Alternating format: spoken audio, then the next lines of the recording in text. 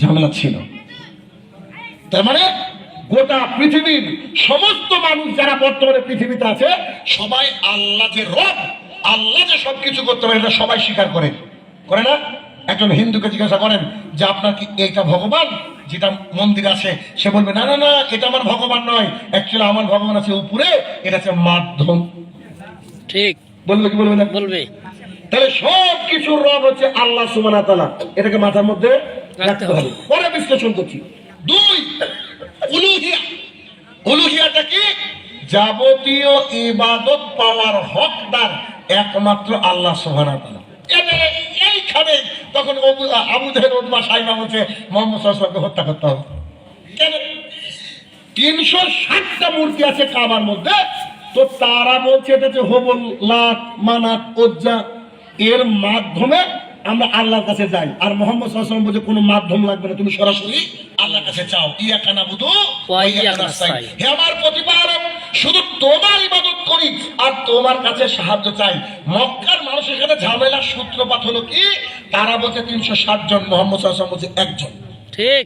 তারা বলছে যে আল্লাহ হচ্ছেন তিনি যিনি আমাদেরকে বিধান দিয়েছেন আর আমরা ইবাদত করব তার।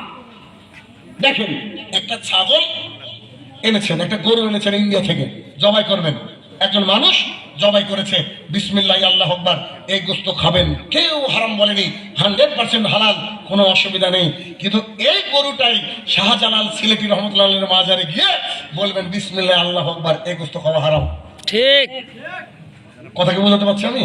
ঠিক। তাহলে কি বিষয়টা হচ্ছে, আল্লাহ সুবহানাহু ওয়া তাআলা ওই জন্য আমাদেরকে বলেছেন কুল ইন্না সলাতি। ও দুনিয়াবাসী শোনো শোনো শোনো, তোমরা বলো আমার সালাত, আমার সিয়াম, আমার হজ, আমার যাকাত, আমার এ টু জেড কার জন্য? লিল্লাহি আল্লাহর জন্য। আলামিন। শুধুমাত্র কার জন্য? আল্লাহর জন্য। আল্লাহ সুবহানাহু ওয়া তাআলার জন্য।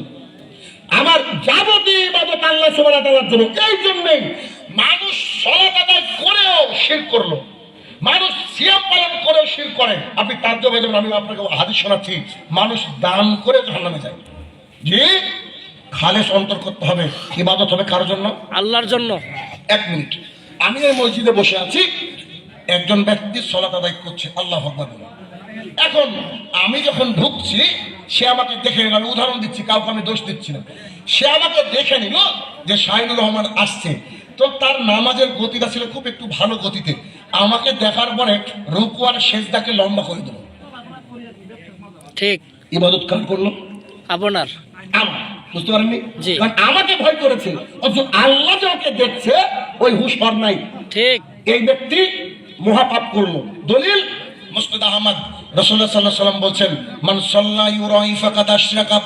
কোন ব্যক্তি যদি সালাত আদায় করে কাউকে দেখানোর জন্য, এ ব্যক্তি শিরক করলো। পরাণগঞ্জের মানুষকে এখন একটু ভালো একটা কঠিন ডোজ দিতে চলেছি। ডোজটা কি বলেন তো? যারা ফজরে আসে না, জোহরে আসে না, আসরে আসে না, জুমার দিনে এসে সালাত আদায় করে, এরা কি সত্যি আল্লাহকে ভয় করে? না। এরা তার স্ত্রীকে, এরা তার বাবাকে, তার মাকে, পাড়া প্রতিবেশীকে ভাবছে যে এখন যদি বাইরে বসে থাকে তো কেমন লাগবে, জুমার দিন যাই, মানুষে কি বলবে? রাসূলুল্লাহ সাল্লাল্লাহু আলাইহি ওয়াসাল্লাম বলে যে ব্যক্তি মানুষকে দেখানোর জন্য সালাত আদায় করে ফাকাদ আশরাকা, ও ব্যক্তি শিরক করলো, খাস তওবা ছাড়া মারা গেল, থাকার জায়গা জাহান্নাম। ঠিক। তাহলে শুকর আলী হয়ে কোনো লাভ নাই। এই দুনিয়া হয়ে লাভ নাই, আর রমজান আলী তো চলবেই না। ঠিক। অথচ আমাদের সমাজটা এরকম। ঠিক আছে। ওমান সামা ইউরাই ফাকাদ আশরাকা, কোন ব্যক্তি সিয়াম পালন করলো, রোজা করলো কাউকে দেখানোর জন্য। আশ্চর্য কথা, নামাজ না হয় গতি থেকে ধীর গতি করা যায়, মানুষকে দেখানো যায়, সিয়াম রোজা কি এরকম করা যায়? জি, আমি দেখাচ্ছি আপনাকে, আমি দেখাচ্ছি রোজা কি করে করা যায়। দেখবেন রমজান মাসে মসজিদে একটু ভিড় বেশি হয়। হয়।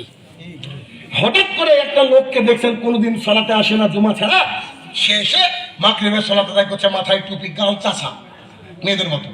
তো এবার সালাত আদায় করে মাগরিবের সালাত শেষ হতে বলছে আসসালামু আলাইকুম, আমার বাড়িতে কালকে ইফতার মাহফিল পার্টি, দয়া করে আপনারা সবাই যাবেন, আমার জন্য দোয়া করবেন। এই দৃশ্য হয় কি হয় না?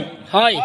হয়তো হয়। এবার দেখেন ব্যাকগ্রাউন্ডের সিন, দেখেন এবার পেছনের সিন, যেটা আপনারা দেখেন না, আমি আপনাকে দেখাচ্ছি কথার মাধ্যমে। কি এই লোক বাড়িতে গিয়েছে, বাড়িতে যাওয়ার পরে এর সাথে আর যায়নি, অত দরকার নেই। বাড়িতে যাওয়ার পরে রাত্রেবেলা শোয়ার সময় তার মাকে বলছে, ও সুমাইয়ার মা, তার স্ত্রীকে বলছে, সরি, ও সুমাইয়ার মা, জি বলো কি হলো? আজকে একটু 3টের দিকে দেখো ভোরে। সুমাইয়ার মাই তোমার চরিত্রটা জানে, পাড়ার লোককে জানে না। তাকে দেখে বলছো, বাবা কে গো তুমি? যে লোকের সকাল 9টা ছাড়া ঘুম ভাঙে না, সে বলছে যে 3টের সময় উঠবে। আরে ঘটনা কি খুলে বলো তো। তখন বলছে, আরে পাগলি, কালকে আমার বাড়িতে ইফতার মাহফিল পার্টি, কালকে রোজাটাও যদি না করি রে, পাবলিক বলবে কি? ঠিক আছে না নাই? আছে কত শত নেতা নেত্রী আছে দেখেন তো আপনি, আম পাবলিক আছে। আছে। তুমি যে কালকে রোজাটা না করলে কি হয় বল?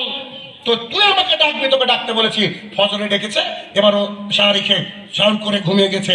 এবার এই লোক রোজা করলো কার জন্য? মানুষের জন্য। রাসূলুল্লাহ সাল্লাল্লাহু আলাইহি ওয়াসাল্লাম বলছেন, অমন সামা ইউরাই ফাকাদ আশরাকা, কোন ব্যক্তি সিয়াম পালন করলো লোককে দেখানোর জন্য, সে ব্যক্তি কি করলো?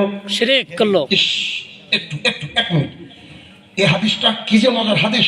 এক মিনিট, রাসূলুল্লাহ সাল্লাল্লাহু আলাইহি ওয়াসাল্লাম বলছেন, কোন ব্যক্তি যদি আল্লাহর জন্য একদিন সিয়াম পালন করে, কদিন? একদিন। কদিন? একদিন। 1 মিনিট, এটা হচ্ছে আব্দুর রহমান, না আমি শাহিনুর রহমান, এটা শাহিনুর রহমান, আর এটা হচ্ছে জাহান্নাম। এটা কি? জাহান্নাম। জাহান্নাম। এত পাপ করেছি, লেগে আছে, এবার লেগে আছে, কি আছে? লেগে আছে, আমি আর জাহান্নাম লেগে আছে। এবার হাদিসটা বুঝেন, বুঝতে পারবেন।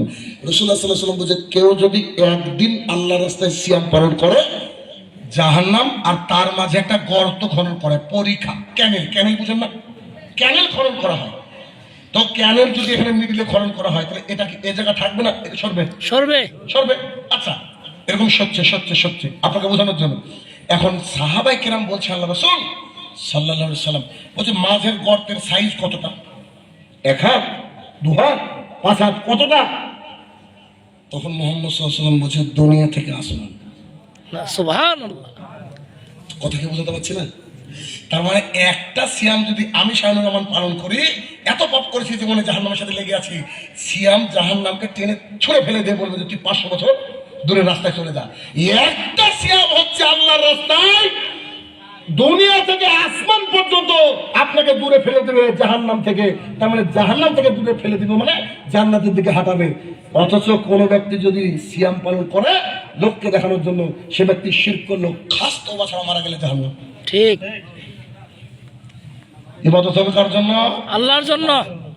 জি, আপনি গতিতে নামাজ পড়ছেন, পড়েন না, আল্লাহর কাছে ক্ষমা চেয়ে নেবেন। আমাকে দেখলে আপনি গতিটাকে 5G করলেন কেন? সরি, 2G করলেন কেন? 5G চলছিল, ঠিক ছিল তো। এরপর রাসূলুল্লাহ সাল্লাল্লাহু আলাইহি ওয়াসাল্লাম বললেন, আমান তাসাদ্দাকা ইউরাই ফাকাদ আশরাকা, কোন ব্যক্তি কাউকে দান করলো দেখানোর জন্য, এগুলো এসব মাহফিলে বেশি হয়। এজন্য আমি বলি, মাদ্রাসার উন্নতি কল্পে, মসজিদের উন্নতি কল্পে, গোরস্থানের উন্নতি কল্পে জলসা করেন না। আপনারা জলসা করেন, আপনারা মাহফিল করেন, ইমানের উন্নতি কল্পে টাকা আসবে না। ঠিক। বুঝলেন কথা? মাদ্রাসা মসজিদের উন্নতি করবে, জলসা না করে কিসের উন্নতি করতে হবে? ইমান। মানুষের ইমান বাড়লে এমনি টাকা দেবে, যেমন আবু বকর দিয়েছে সব। তিনাকে আল্লাহ রাসূল বলছে, তুমি কি দিলা? বলছে, বাড়িতে যা ছিল সব। তো বাড়িতে কে থাকলো? বলছে, আপনি আর হচ্ছে আল্লাহ। সুবহানাল্লাহ, বাড়িতে গিয়ে বলবেন সুবহানাল্লাহ। তাহলে বিষয়টা কি?